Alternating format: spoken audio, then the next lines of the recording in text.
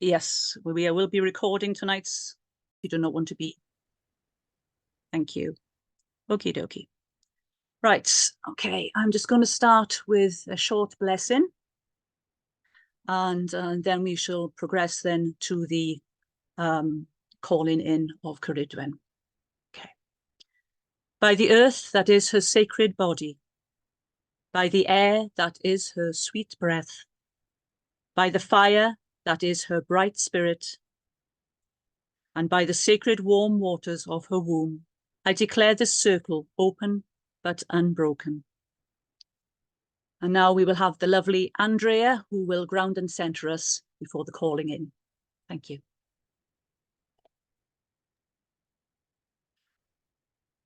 So get comfortable on your seat, wherever you are, and feel the weight on the pillow, on the couch, wherever you're sitting, and feel your feet firmly on the ground that holds and carries you day after day after day. Take a deep breath or two and leave whatever kept you busy today behind you. Just leave it behind you and come into this space and just be in this space here in our sacred ritual that we are creating together. And leave everything else aside. Feel that your shoulders are getting heavy and the weight that might sit on your shoulders slips down your arms, and you can shake it off through your hands and your fingers to get lighter and feel that whatever you are carrying is slowly leaving you, traveling down through your body, out of your body, and into the ground. Feel the ground carrying you. Feel the energy of Mother Earth traveling through you, connecting with you. Feel the warmth in your core. Feel the strong heartbeat that accompanies you every day and that brought you here tonight. And feel that with this certainty of being here, carried and held by Mother Earth, Cerridwen, the goddess, the dark moon, at the same time you're connected to all of us here in the circle and connected to the universe, to your higher self, and to Spirit, to Goddess, who accompanies you and is with you tonight. Take a deep breath in and feel that you're grounded and centered within yourself. Blessed be.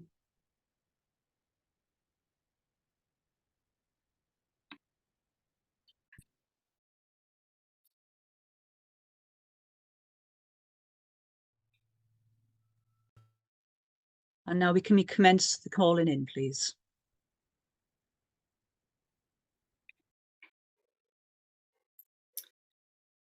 Croeso, in your mind's eye, please turn with me to the north.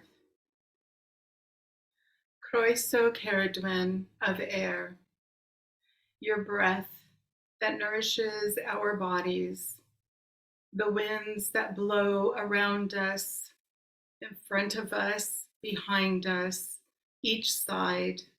As we walk your earth, we feel your winds, and we take deep breaths for healing. As each step we take, we ask for healing ourselves, healing this earth, and healing everything around us always. May your breath of fresh sweetness in this dark moon ritual. In this cold winter, always keep us nice and warm. May we always be in gratitude for you. And now we breathe in gratitude, the air of Cerridwen, and we blow out all her blessings.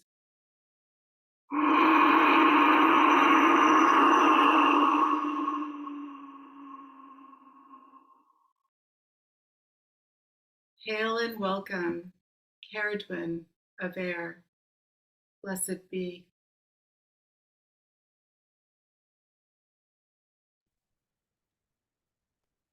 Now, please turn with me in your mind's eye to the east. Croeso Cerridwen Artan, we welcome you to our circle, Lady of Fire. Let us feel the flow of our force of life, kindle the spark of our inner child, who waits with joy and hope for the returning fire. Mother of the cauldron, let the fire transform us. Mother of the cauldron, let the fire burn our fears. Mother of the cauldron, let the energy of the fire ignite the love, the passion, and the flames of inspiration to have the courage to renew ourselves. We breathe your transforming energy in with gratitude.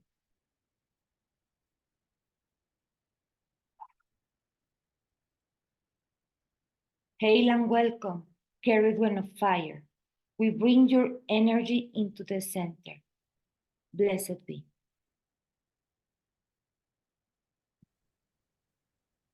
Now, To your mind's eye, turn to the south. Cerridwen of water, the lady of Lake Bala, the beautiful one that guides us into the deep darkness of our souls, the emotional part of us.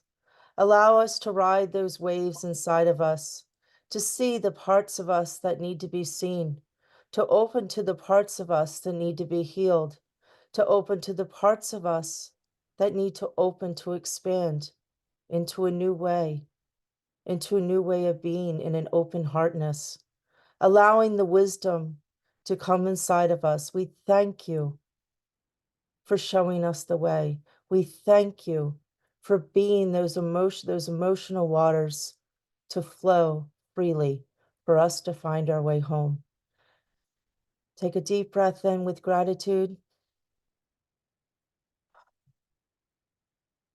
Hail and welcome, Cerridwen of water. Blessed be. Turn to the center.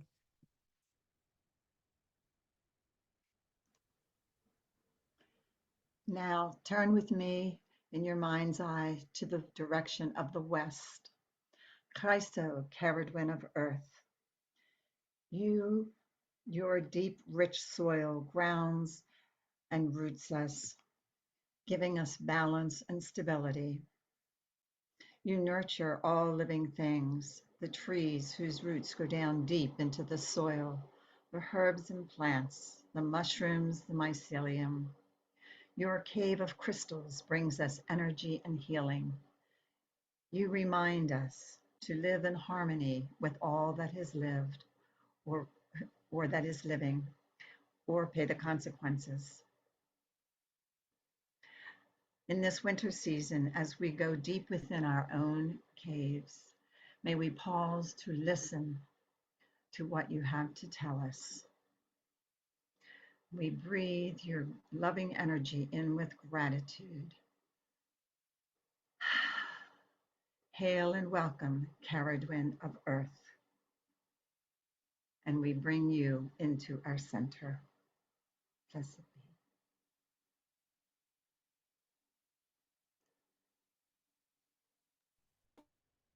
And facing the center,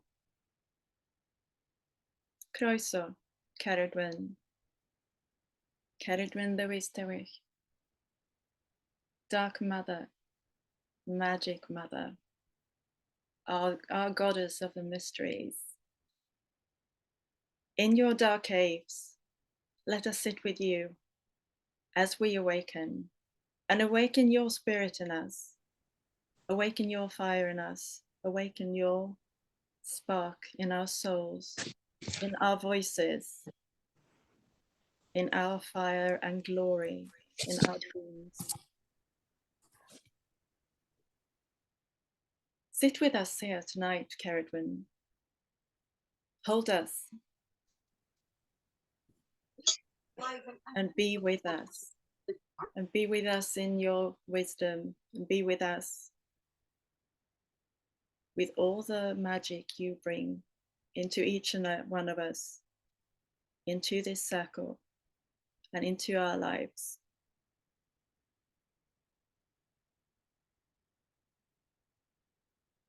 And we breathe your energy in with deep gratitude. Hail and welcome, Cerridwen, mistress of magic and mystery. And we bring your energy into the center. And I would invite you to join me in singing the 3 Awens. Avalon.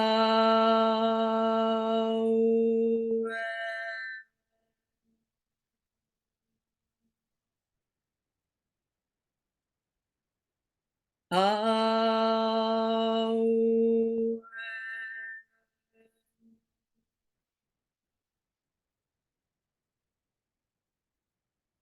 Avalon.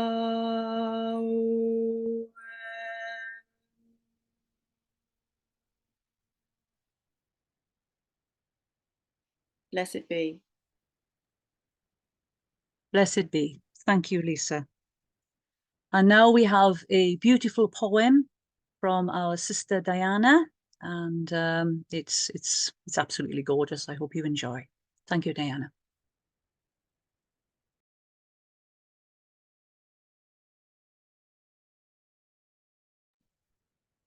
Oh, this poem is from William Butler Yeats, and it's called Song of Wandering Angus.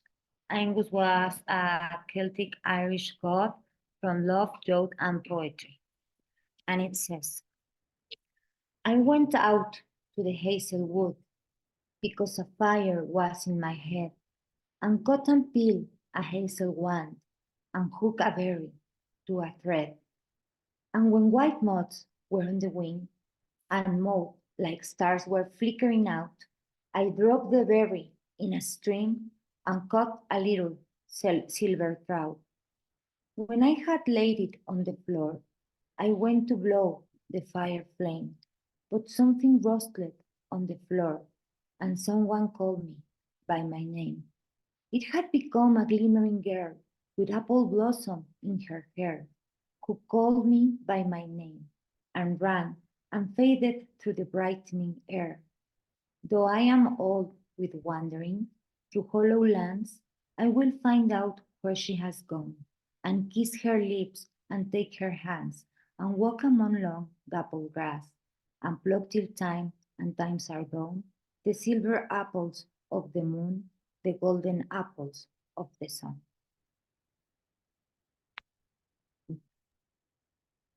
Thank you, Diana. That was absolutely beautiful. Thank you. Okay, now I would like to tell you a story. It's called The Awakening of Morvran. And it's sort of part channeled, I think would be the term I would use. The legend of Cerridwen it's an ancient one. It focuses on her cauldron, her spellcraft, her children, beautiful daughter, Cerridwen, and her hideous son, Morvran. Now, as a loving mother, she wanted to help her son. She wanted to change him into someone handsome and wise, believing that this was necessary for him to be accepted and to thrive, and to not hide himself away in the shadows. So with this in mind, she brews a spell in her powerful cauldron. And this is a magical vessel. This is not a glorified stew pot. This is the vessel of transformation, of death and rebirth, a magical, sentient vessel of wisdom. Some even say it could be the holy grail of Arthurian legends. This powerful spell potion needed to be stirred for a year and a day, continuously. It could not be allowed to burn. So Cerridwen brought an old blind man called Morda and a boy called Gwion Bach to tend the fire and stir the cauldron continuously for 366 days. Now, this story takes place on that very last day, but from a different viewpoint. The story normally focuses on Gwion either receiving the 3 drops of the potion by accident, or, as some versions say, pushing Morvran away on purpose in order to receive the 3 drops. It's the same story, 2 different points of view. Think of it like telling the story of Little Red Riding Hood, but from the point of view of the wolf. So again, you'd have the same story, but 2 totally different points of view. In our focus on Gwion, on Cerridwen's anger, the chase, and then the subsequent birth of the magical and gifted babe Taliesin, we forget the other boy who was left behind with the broken cauldron. This is his story. This is the story of Morvran. Morvran, wake up, come with me now. Morvran was roused from sleep by his mother Cerridwen. She was dressed in a red woolen dress, and her long fur-lined cloak was a little damp and smelled of green herbs and wood smoke. She lifted up a lantern and looked at him. She was smiling, and her eyes were full of love and excitement. He instinctively turned away from the lantern, trying to hide his face as he always did. Years of whispered insults, teasing, and gasps of horror had his ugly, hairy face and body, caused him to shy away from light, preferring instead the comforting embrace of shadows and darkness. Get up, dressed quickly now, my boy. This is a special day for you. Come, my son. It was still dark outside. Dawn was still an hour away. Morvran was confused. He had barely seen his mother for a year. Her visits were brief, her eyes always looking at him with a mixture of love and sadness. But here she was now, animated and excited, wanting him to follow her.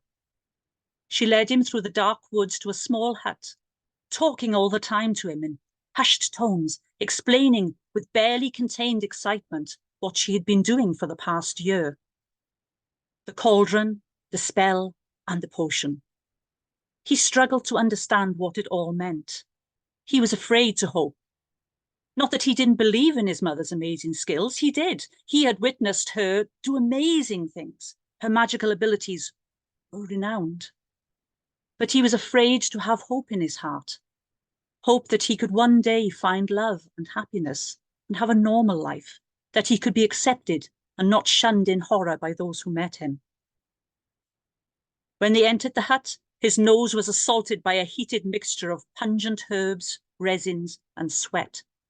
The hut was filled with steam and wood smoke that made his eyes water.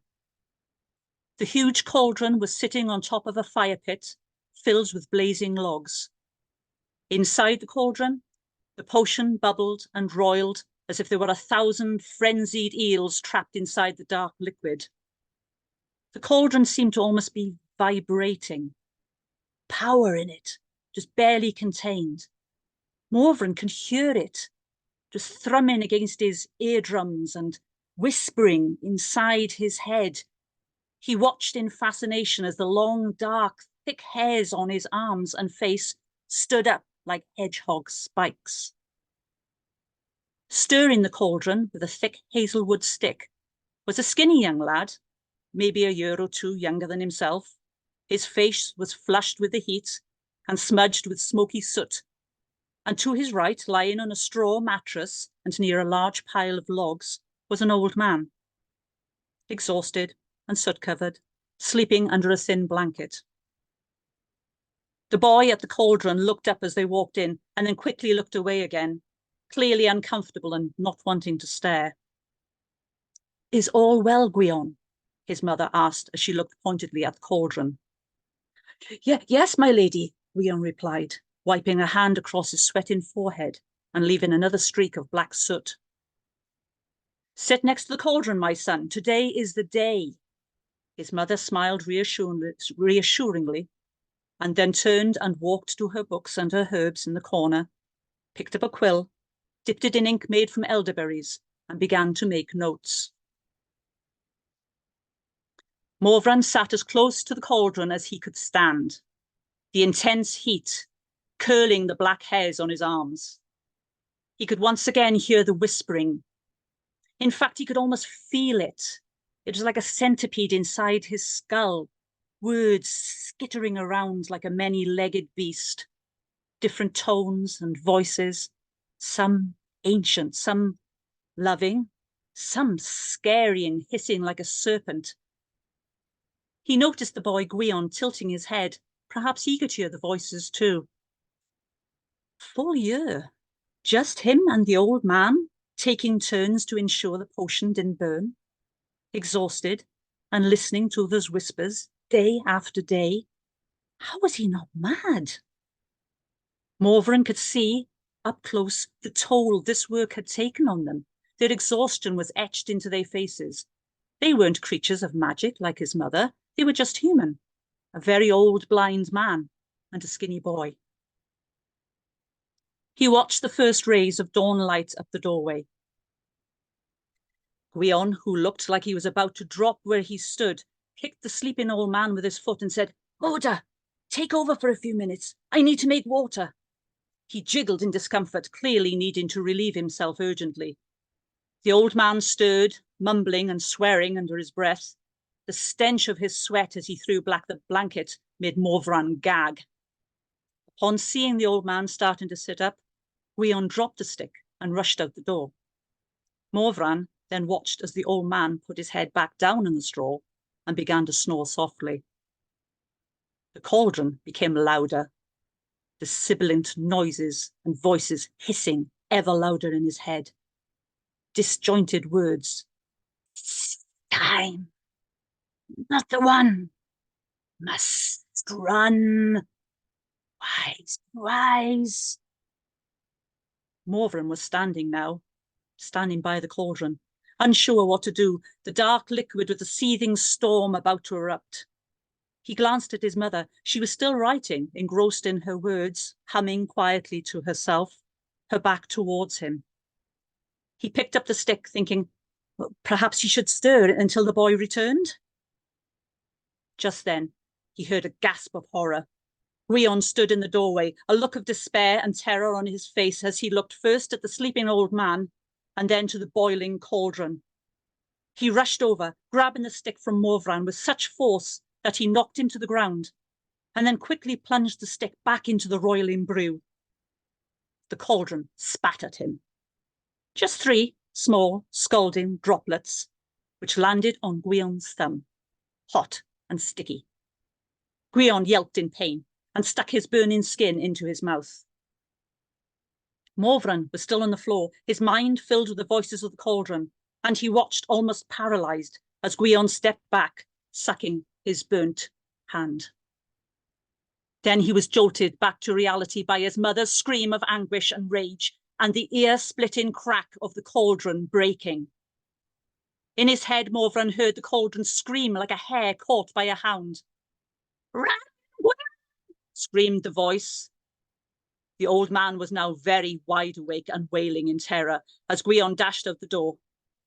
Cerridwen was incandescent with fury. She looked at Morvran, sat awkwardly on his heels. She paused briefly by the cauldron, saw the ever-widening crack and the thick, black, poisonous liquid remains start to seep out, and she let out another primal howl of despair and rage before also running out the door in pursuit of Gwion. Morvran had seen the murderous look on her face as she left, and he realised, a little too late, how the scene must have looked to her. She didn't know it was an accident.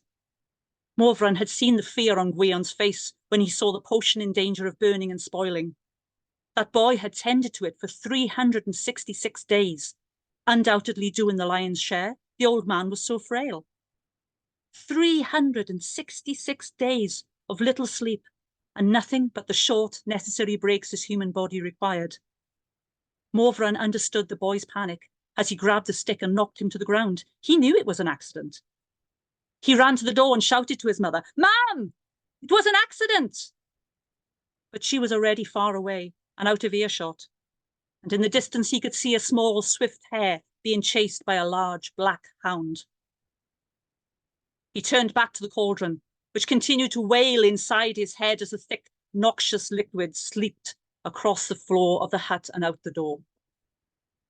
Poison! It hissed, all its strange voices in unison in his head. Morvran watched solemnly. He had felt sad and alone almost all his life, but now he felt complete desolation and anguish. Briefly, he had had hope. He had dared to dream of a better life, a life where he wasn't a misshapen, hairy beast of a boy, destined to live alone with no wife or children of his own. His face felt wet. He realized then that he was sobbing. He fell to his knees alongside the cracked pieces of the cauldron and reached out to touch one, not caring if he burnt his fingers. To his surprise, it was no longer hot at all. In fact, it was icy cold, and the voice that spoke to him was colder still, a voice that was definitely, infinitely, ancient and devoid of human emotion. Morvran tried to move his hand away, but it felt as though his bones were fused to the icy metal itself. All is as it should be, Morvran, son of Cerridwen. The goddess witch wanted her son to be beautiful, talented, and wise, and so he shall be. Her spell was powerful, as is this vessel. But words are important, as are names, and she did not name the son in question. Morvran slowly began to understand it wasn't completely an accident. The drops were deliberately given to Gwion. But this was no consolation to him. He felt betrayed and desolate. Havag thee, hissed the ancient voice. Morvran winced when he heard the cruel name which was whispered wherever he travelled. Yes, you are utter darkness, just as your sister is absolute light, and therein lies your power. Morvran was confused again. How could his appearance be anything other than a curse? The cauldron groaned deeply like a mortally wounded animal, and the voice in his head was quieter now, and a little softer in tone. In you lies the ability to affect how others feel. You have the power of the shadow within you. When people see you, they feel their own shadows rise. The shadows of fear and depression and doubt and failure. You will save lives and turn the tide of battles. Turn those battles around. Watch, come see. In fascination, Morvran watched the future, his future, play out in his head. He saw that he would become a knight both feared and admired, his power causing many an enemy to lay down their arms and flee the battlefield. He did not need a spell to achieve the greatness to come.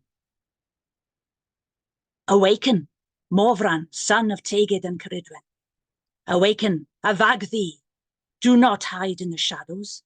Embrace them, for you are them. The voice slowly faded away as the last of the poisonous elixir drained away from the cauldron pieces and was replaced by birdsong in the clear light of dawn. Thank you. Right then, my lovelies. Next we have the lovely Kay with another beautiful poem. Thank you very much. Hello, thank you, and good evening, everyone. So this poem is called Awakening. In the stillness of nature's wintry sleep, a gentle stirring echoes up from her keep. As spring draws near with her whispered call, awakening moments begin to enthrall. Beneath earth's surface, a quiet transformation, life stirs silent with anticipation. From dormant seeds, new life takes flight, reaching for the warmth, embracing the light. The sun, a radiant guide in the sky, ignites the world with a passionate sigh. Its golden touch paints beauty anew, as nature's awakenings burst into view. Murmuring rivers, keepers of ancient lore, their stories ripple forevermore. Within their depths, wisdom resides, a gift from nature that quietly abides. Connected to earth, we find our place, navigating life's often complex embrace. With open hearts, our souls take flight, embracing the wonders and nature's sheer might. Thank you very much. That was lovely. Kay, thank you so much. That was absolutely beautiful.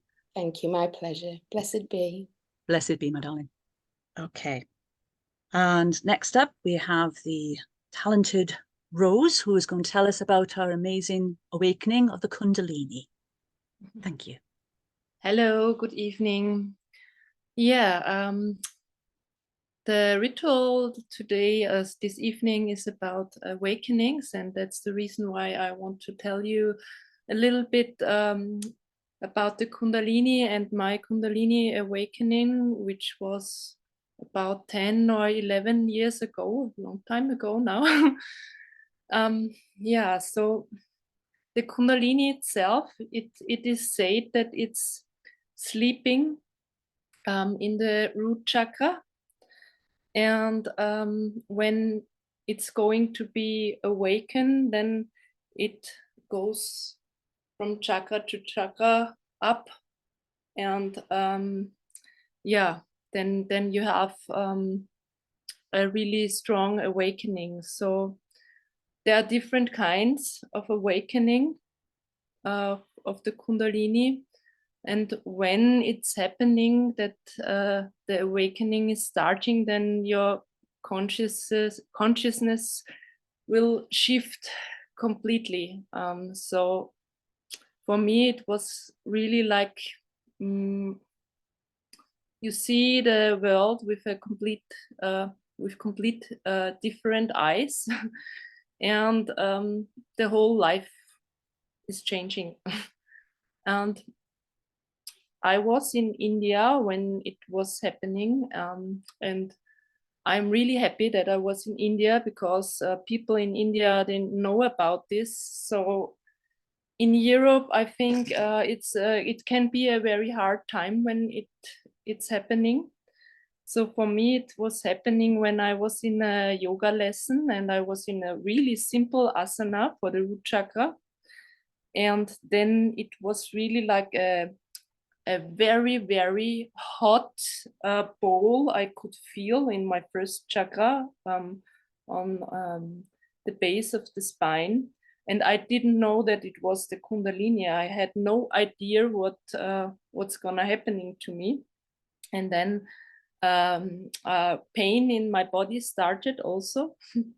And then I, after this yoga lesson, I was going down, and I met an Indian guy, and he was looking into my eyes and said, "Something is different with you.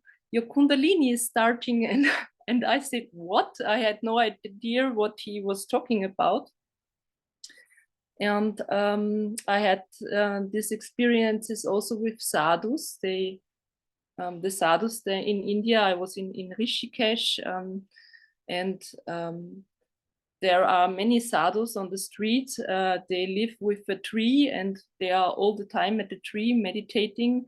And they also could see this in my aura. It was really amazing.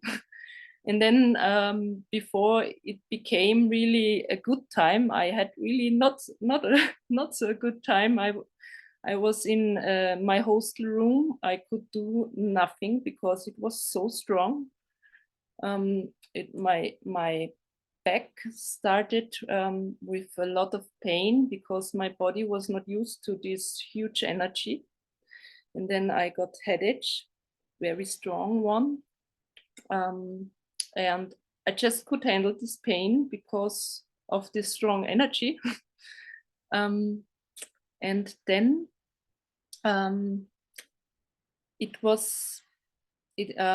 my fears came up. So my really, really deep fears came up.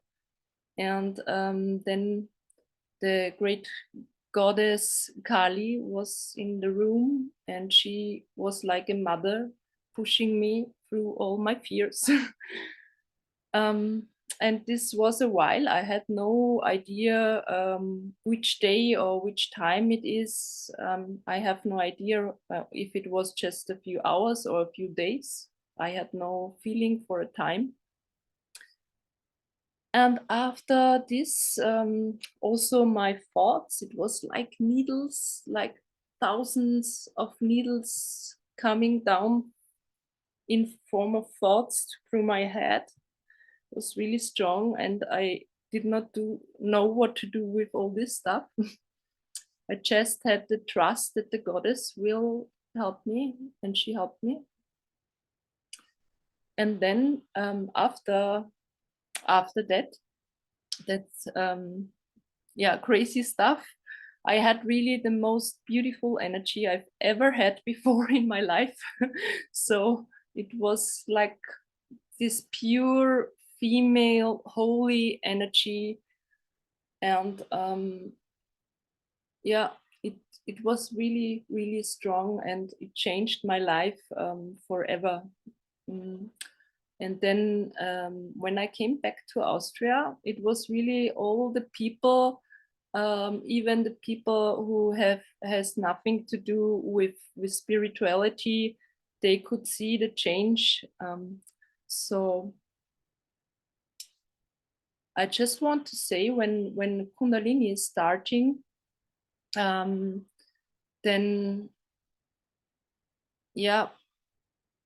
you can see very different than before. You can see more deep into the shadows and into the light, and you can understand the people much better. And for me, I can feel it's coming from time to time. I'm not sure if I can handle it. I think you can never be sure. But it can be the most healing energy that we have. And it's said every human has it, sleep or awaken. Or sometimes it can go back to sleep and can awaken to different things. But I think when it's once started, then it's very important for the rest of your life. And I think it's also very important that you don't push through it, that you don't make hard lesson, that it's awakening, then it can be dangerous. But when it's awakening from alone, can be very important that you have help. I was really, really happy that I had the Indian guy, because he helped me through this process. Otherwise, I didn't know what to do. But it's good when it's starting, that you have someone on your side. And I just want to say thank you for this experience, through the universe, to the goddess, and for the awakening. Blessed be. Blessed be. Thank you, Rose. Thank you for sharing that sort of wonderful and very personal experience. Thank you very much. Very much appreciated. Thank you, darling. Okay, and next we're going to hand over now to the lovely astrologer, Fiona, who is going to tell us about Dark Moon Lilith. Take it away, Fiona. Actually, Black Moon Lilith, not Dark Moon. Dark Moon is something slightly different. Black Moon so Black Moon Lilith in the horoscope shows where we believe we stand alone and isolated against the world, against the accepted and prevailing rules of our society. However, she's also the awakener to our true nature and spiritual selves. The awakener is an epithet or name that is most commonly associated with Uranus, but his method of action is usually sudden and explosive, unexpected, and often violent. Black Moon Lilith is often much more subtle and gradual, building layer upon layer until the realization finally comes that we are not the person that others have told us that we are, that our thoughts and feelings are different to those that have been imposed upon us, and thus begins our journey into who we truly are. Although it's often said that Black Moon Lilith shows our anger, this is much more of a Mars-Pluto thing and appears to be an attempt to define and subdue her spirit. Indeed, there's very little in her story that relates directly to an expression of anger. From what I've been able to find out, it appears to come from the association of Lilith with the Greek Lamia, or serpent goddess, who had relations with Zeus and made the wife of Zeus absolutely furious. So I would suggest that there's also a possible gaslighting part to her interpretation in the horoscope, highlighting the scapegoat element that plays such a large role in modern society. When I talk about Black Moon Lilith in the chart, how am I defining this? Black Moon is calculated using the orbit of the moon and is not a physical body in the sky. It's a moving point defined by the moon's orbit around the Earth. As the moon goes round the Earth, it isn't a perfect circle, it's an elliptical orbit. So at times the moon is closer to the Earth than at others. When it's at its closest point, the moon looks bigger and we get what is often referred to as a supermoon. And when it's at its furthest point, the moon appears much smaller.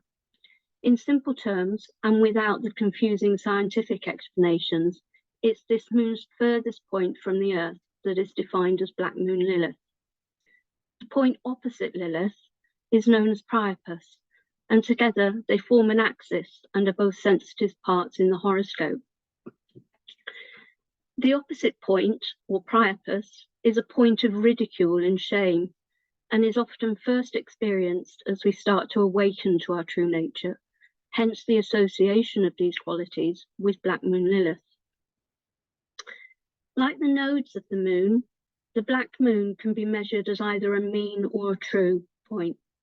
There's a wobble in the Earth's rotation that has caused the difference in these calculations.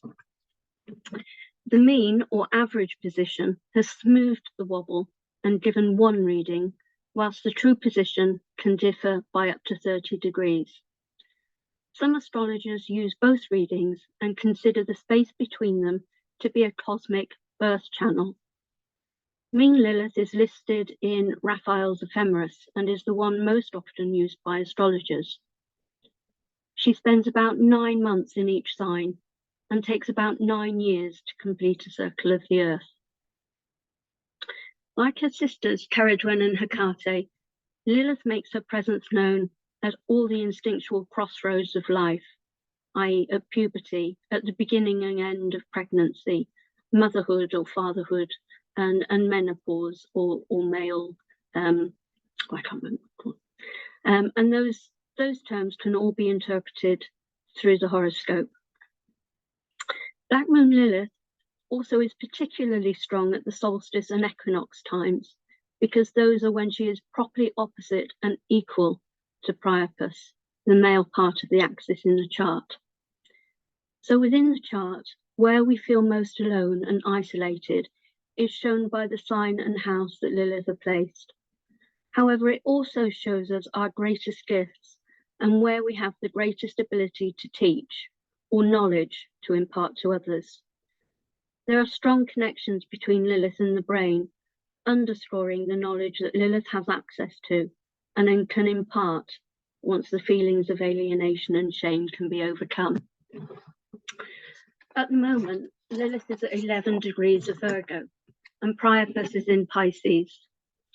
Some of the keywords associated with the placements are Virgo of order, work, analysis, science, and diligence. And keywords with Pisces are chaos, mystery, sacrifice, religion, and spiritual. So there's a desire to manifest heaven on earth, to stay away from the boring and mundane, a yearning to be away from the everyday reality and to be able to merge with the universe. On a mundane level, astrologically speaking, that relates to society and large numbers of people, there's likely to be a lack of motivation when it comes to attending work, or a lackadaisical approach to employment.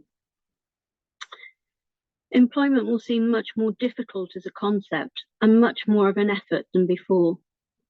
There'll be much less of an inclination to do a job that one doesn't enjoy, simply to pay the bills.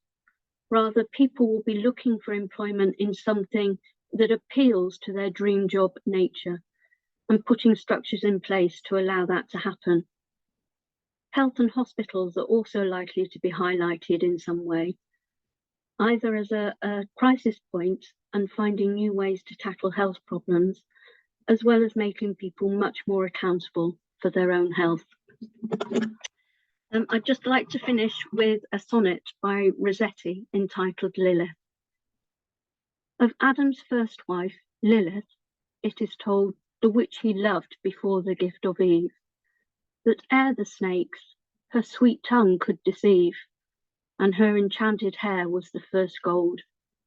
And still she sits, young, while the earth is old, and subtly of herself contemplative, draws men to watch the bright web she can weave, till heart and body and life are in its hold.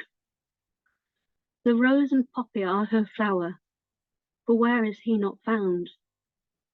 O Lilith, whom shed scent and soft shed kisses, and soft sleep shall snare, lo, as that youth's eyes burned at thine, so went thy spell through him, and left his straight neck bent, and round his heart one strangling golden hair.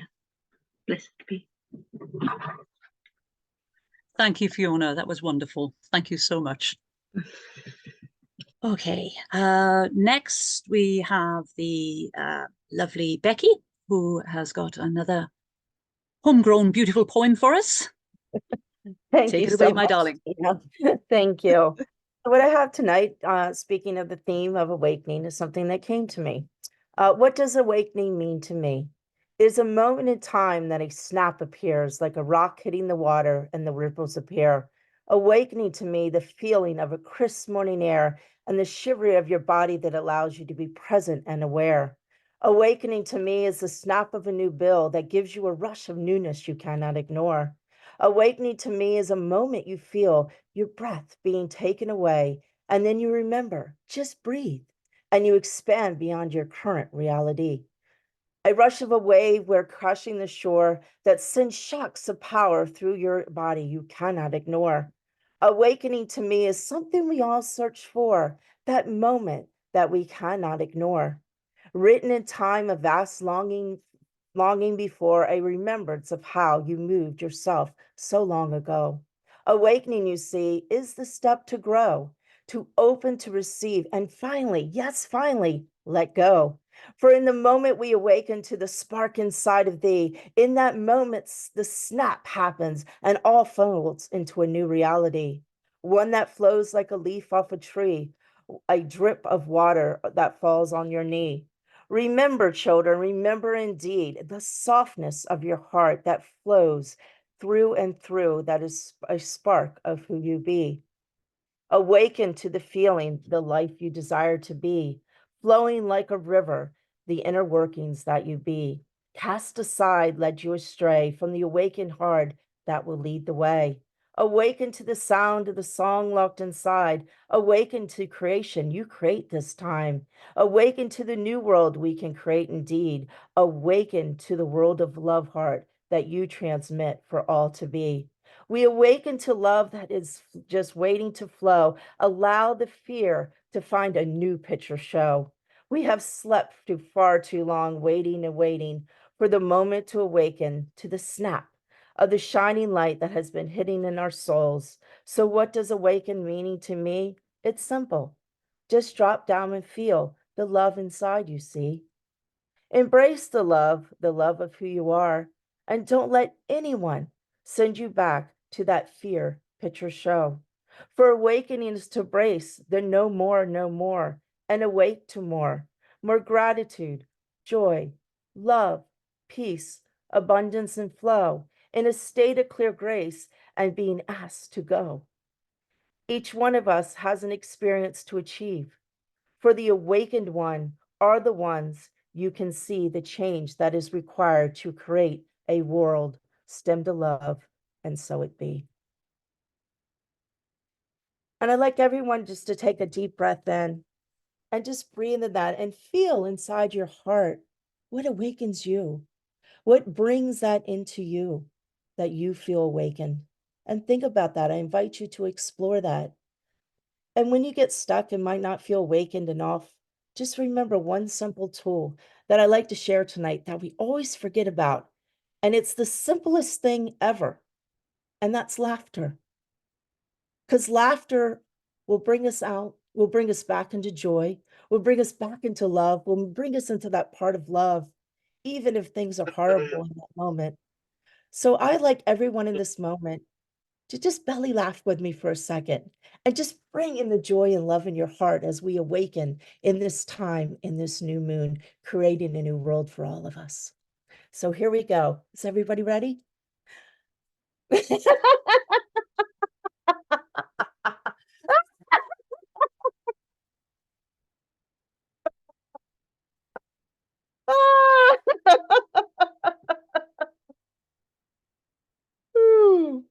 So everybody remember to laugh and enjoy and love and awaken to you.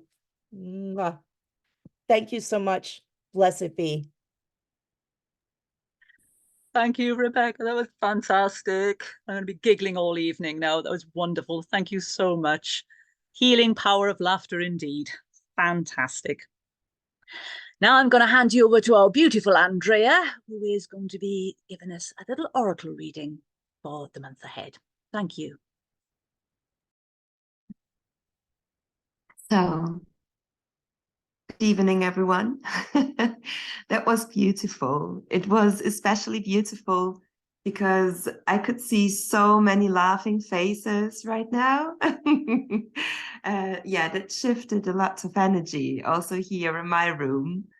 And well, yeah, I also wanted to share some words on awakening before I use my oracle cards, which I like very much. As yeah, we heard already many stories, beautiful poems. In what ways the goddess speaks to us? If she appears as Cerridwen, if she appears as Kali, if she appears as a furious energy, which we might not be able to handle right in that moment, having to get to know her, having to get to know her within us being a part of her and she being a part of us. And for me, the goddess, especially around the dark moons, is very, very present as the queen of Anun, the queen of the other worlds, in my dreams, and also in connection to those who have left this world, who have left their last incarnation, the spirits, the ghosts, those who have passed before me. And Cerridwen, in this time around the dark moon, and especially in the winter months, connects me very much to these, the otherworldly sphere, and reminds me that there's so much more to reality than what I can hear and see and feel in daily life. And it was a few days ago that she was very, very determined to leave me a message, I want to say. I clearly had to learn something and she wouldn't let go. So I had many messages coming down, and in the end of the day, I felt I understood what she wanted to tell me, And I would like to share that with you because it might be that some of you can find that message of hers within yourself as well. So she spoke to me as the queen of the other world, as the mother who sees the darkness, and as the mother who sees all of me, and who also sees those parts of me who lie in the shadow, which I can't see. So she pointed out that there is this awakening every day, every morning, from my dreams, from the darkness of the night. And there was this one major awakening, the first moment that actually I saw the light when coming to this earth, when being born. And just as every dawn, just as every morning, the night is the darkest just before the sun rises, and the night is the coldest just before the first rays of sun warm us up. There is this darkest spot within me of myself, which is just before I was born. So in my cycle of my life, or in the cycle of the year, I looked at where I was born, which is in mid-September, so in the West. And I actually understood that she showed me in the cycle of the year where for me personally, there might still be a shadow of myself, which I haven't embraced yet. And I wanted to share this with you because maybe that's something you would want to look into as well. Just look at your birthday and where's the season, and which season is your birthday? And just look right before that season and right before your birthday into the wheel of the year and see what she represents in the wheel of the year, and see if you feel that this part of yourself might still be a little bit in the shadow. So that's what she pointed out to me. And I'm very grateful for that. And I also know that there is a task for me, that there is a clear message in awaken the part of myself, of yourself, embrace it, and make it just as much part of you as all the parts that are already in the light. And with this message, I felt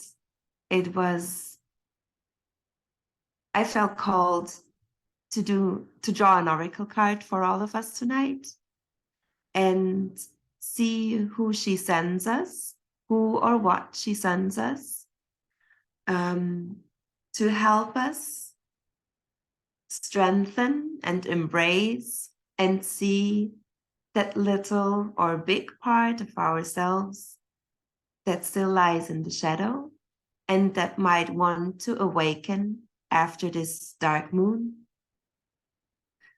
So I'm using my favorite oracle card sets,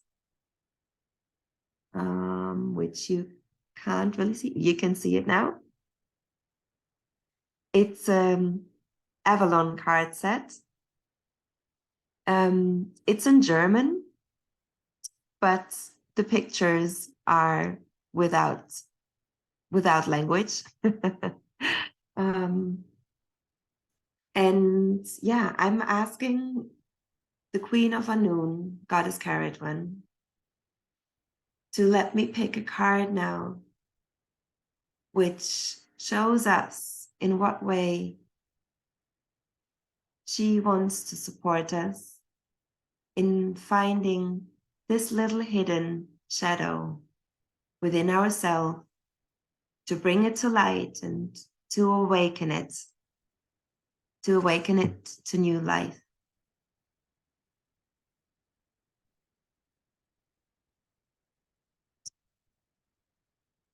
And I've drawn the card, or she sends the card, of the King of Elves,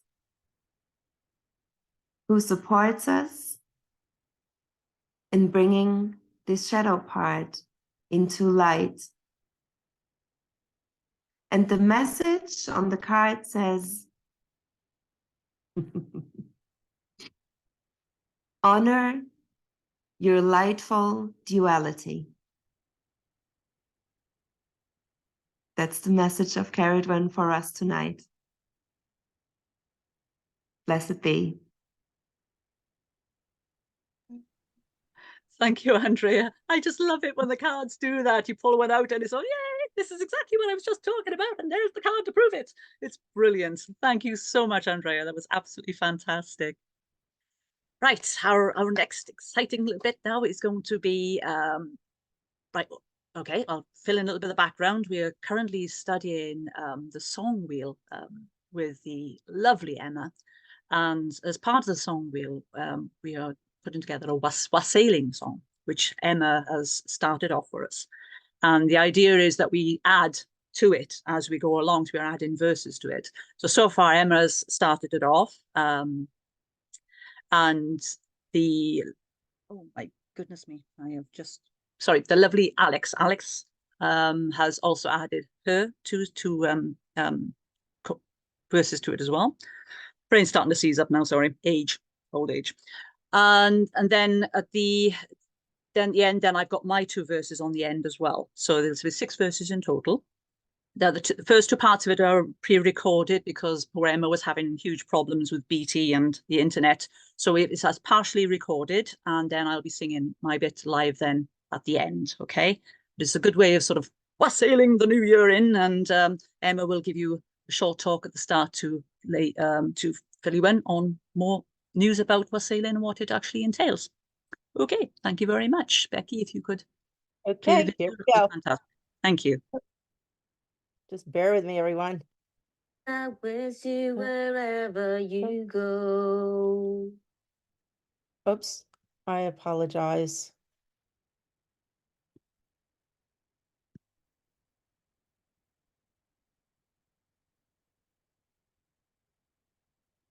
Good evening. Is it good? Tonight I want to speak a little bit about wassailing. And while the practice of wassailing has its origins in Anglo-Saxon tradition, it is thought that there is also a thread of the practice which can be traced back to Celtic tradition too. We're most familiar with the wassailing of the apple trees in January, the practice of singing and offering health to the land to ensure a fruitful harvest in the months to come. However, wassailing, this offering of health in the form of a drink and also a song to accompany that drink, was a tradition which stretched to other areas of community life as well. Wassailing groups would go door to door and offer their drink and their songs, a bit like carol singers. And there were also wassailing traditions that are connected to the great halls of the chiefs. So in our continuing work with Cerridwen's song wheel, we've been exploring the magic of wassailing from the perspective of Celtic myth, and we can draw connections between the more modern wassailing cup and the wassailing songs and the Celtic cauldron of plenty and the cauldron of inspiration. So the cauldron's obviously a huge symbol within our Cerridwen kin. And both these cauldrons held the potential for health and vitality and inspiration to those who approached the cauldron with honour and humility and good intention. So the Cerridwen kin has spent time since Samhain, diving deep into the cauldron of transformation. And, you know, we've done that shadow work and the work that goes along with transforming within Cerridwen's cauldron. And as we begin to emerge, we can take the treasure that we found within ourselves and give it out into the community, gifting our songs and our healing to the land and the people. And that's what we are doing with the wassailing song that we've created in Cerridwen's honour and through Cerridwen's inspiration tonight. This is a co-creation of a number of song sisters, and we've enjoyed this process, and we offer it with joy to you now, in the hope that it might become an annual tradition in our kin.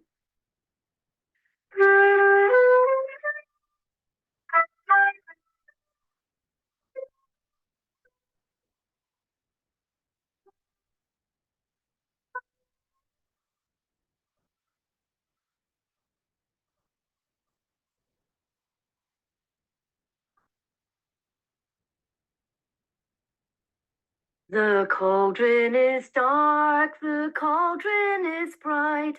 We bring forth its treasures in midwinter light. For those who have traveled through rain, wind, and snow, our blessings are with you wherever you go. For those who have traveled through rain, wind, and snow, our blessings are with you wherever you go. The cauldron is dressed with holly and pine, white berries of mistletoe, these are her sign. And in its deep depths is her inspiring brew, to warm your sore heart and make you anew. For those who have traveled through rain, wind, and snow, our blessings are with you wherever you go. The cauldron's raving and the swells of that brew, magic that's stirring deep down in you. If you trust her work in time, you'll realize a Cerridwen blessings are profound and wise. For those who have traveled through wind, rain, and snow, her blessings are with you wherever you go. Long as the winter's cold as the night, with love in the heart act as our guiding light. The girl that sings that love inside all us, with the cauldron she fills with her shining heart. For those who have traveled through wind, rain, and snow, her blessings are with you wherever you go. You're safe in your journey to places unknown. Wherever you travel, you're never alone. So let's fill our hearts with love and with song. Dark Lady of Wisdom, to you we belong. For those who have traveled through wind, wind, and snow, her blessings are with you wherever you go. Let's raise up our voices, let's send out a call. Awaken the goddess who's inside us all. For a cauldron of magic and mystery wise will awaken our hearts and open our eyes. For those who have travelled through wind, rain, and snow, her blessings are with you wherever you go. Thank you. Right, before we finish, it's just one, I'd like to do a quick prayer to Our Lady. So if you've brought a candle, could you hold it ready now? And we will do a short prayer for awakening some more kindness and compassion, which I think our world badly needs at the moment. Okay. Blessed Lady of Annwn, we ask for your help to awaken more love, kindness, and compassion in this world. Help us to reach out to those in need. Help us to not judge every deed. Help us to follow wherever you lead and know all your teachings and to them heed. Diolch, Cerridwen. and blessed be. Right, we could now do the calling out. Thank you.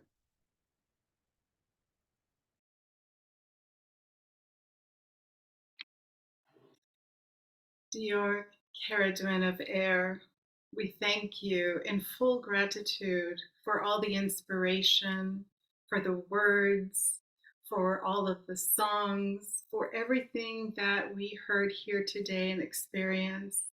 May your winds continue to just blow it through the rest of the world with compassion and love as we share your awakening with all of us.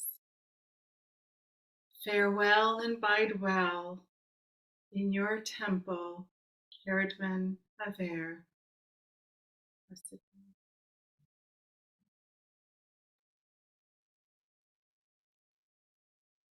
Cerridwen of fire, thank you for your loving and warmful presence this evening.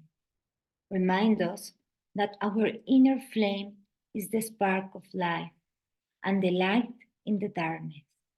Farewell and bide well in your temple, Cerridwen Ortan.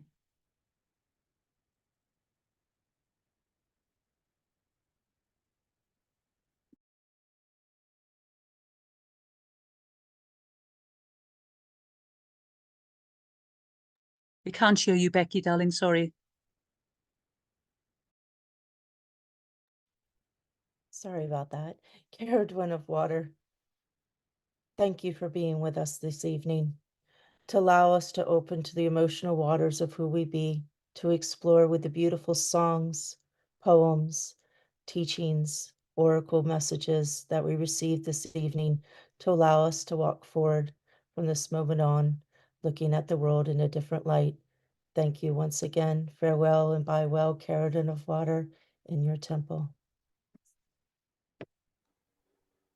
Blessed be.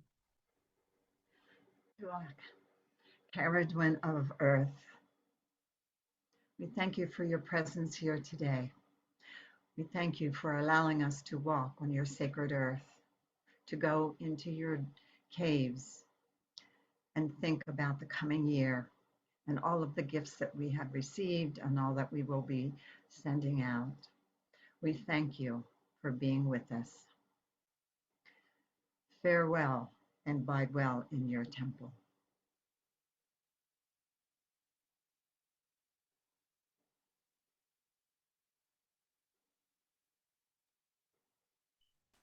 Diolch, Cerridwen, Dewistewyr, Cerridwen of magic, Cerridwen of mystery. Thank you, Goddess and Queen of Anun. Thank you for awakening your dark, bright spirit in us. Thank you for holding us as we sit in the dark and are being awakened. Thank you for quickening our spirits. Thank you for always, always holding us. Farewell and bide well in your temple, Cerridwen.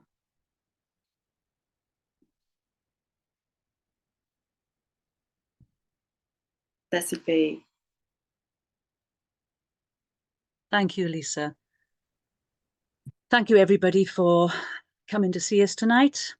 May the circle be open but unbroken. Merry meet, merry part, and merry meet again. Thank you very much for coming. I hope you all enjoyed. Thank you. Thank you. That was amazing. Thank Bye-bye. you, everybody. Thank you. Thank you. Bye, everybody. Bye. Take care. Bye. Blessed Thank you. be. Blessed be. Blessed be. Blessed be. Thank you.